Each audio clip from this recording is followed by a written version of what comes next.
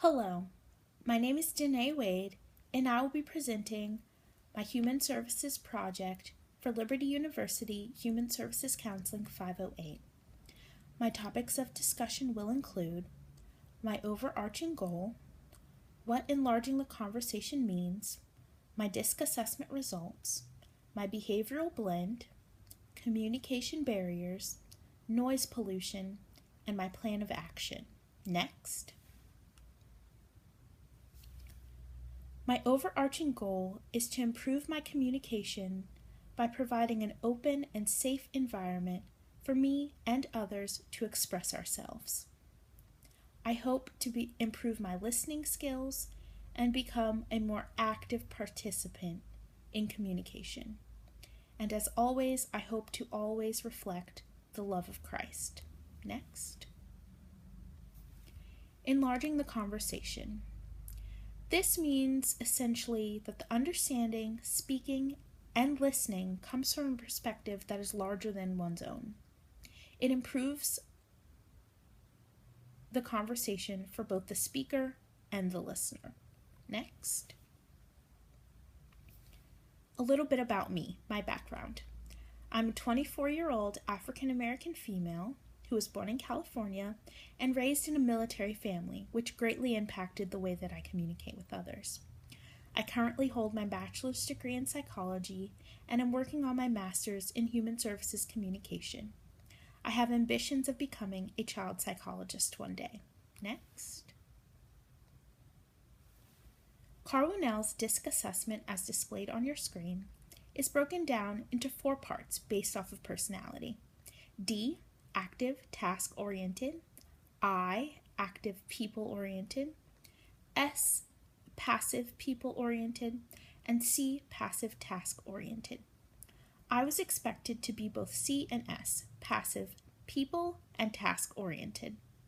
However, my results revealed that I am D, active, task-oriented, S, passive, people-oriented, and C, passive, task-oriented. Next. My behavioral blend means that I am primarily passive. I am both task and people-oriented. And although I am primarily passive, I strive really hard so that I can put that aside in order to successfully complete a task. I am motivated primarily by control and being challenged. My strengths include working well with others, being dependable and stable, and genuinely just loving serving others.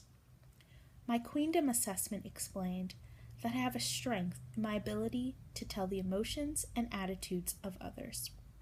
One of my weaknesses, however, is my ability to be overbearing sometimes and not allowing others to fix their own problems.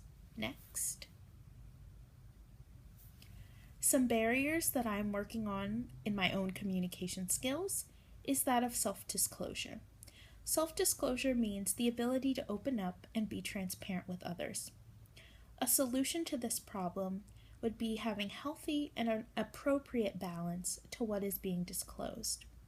It is important to, when self-disclosing, to focus on the positive instead of negative characteristics of disclosure. It is also important to focus on the present when disclosing. Next. Another barrier in communication that I am working on personally is words that breed resistance. An example of this would be anything that could be deemed as offensive to others, such as saying something is untrue, rude, or calling someone over-emotional. Instead, it is important to focus on the more effective ways of communication using more productive and task-oriented words when communicating. Noise pollution. This is anything that could be a distraction or cause a conversation to go south. Internal noise pollution can be defined as what we do internally or feel that can cause a conversation to go south. Examples of this would be biased listening or only hearing what you want to hear, expressing emotion improperly, and even physical barriers such as tiredness or sleepiness. A solution to this problem would be using clarifying techniques and asking questions about the meaning behind someone's words so that you don't get offended, and also making sure you're getting a clear and concise view of what someone is saying. Next. External noise pollution is anything externally that can negatively impact a conversation.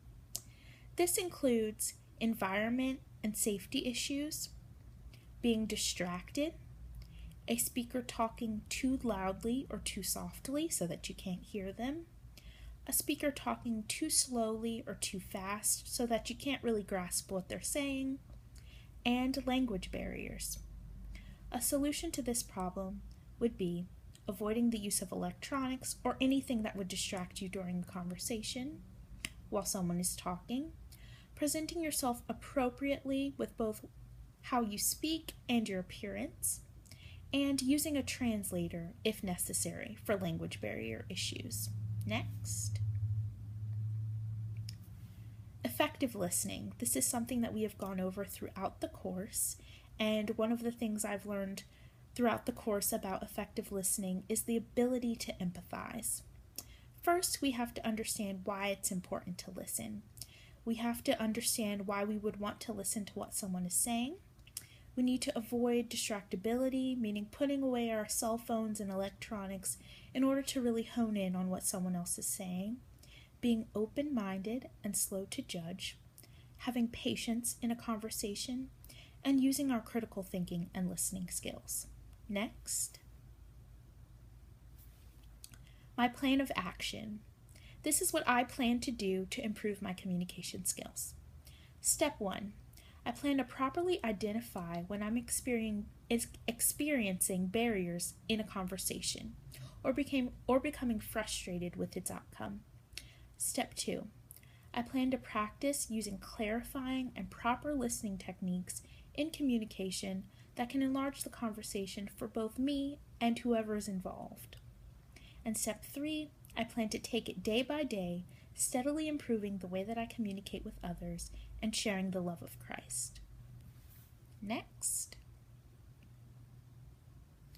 On this slide, you will find my bibliography, the sources that I used in order to make this presentation. And with that, that is the end of my presentation on interpersonal communication for Liberty University Human Services Counseling 508. Thank you.